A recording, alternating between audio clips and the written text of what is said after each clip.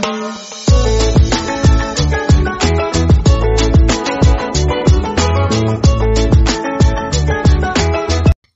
The lord.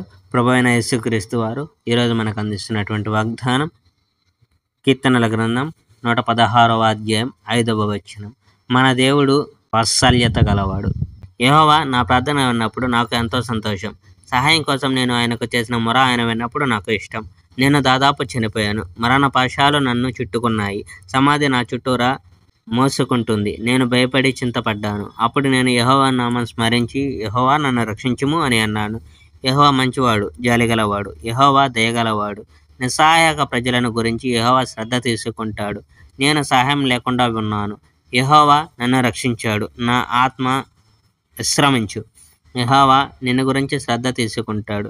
దేవా, నా ఆత్మను నీవు మరణం నుండి రక్షించావు. నా కన్నీళ్లను నీవు నిలిపివేశావు. నేను పడిపోకుండా నీవు నన్ను పట్టుకున్నావు.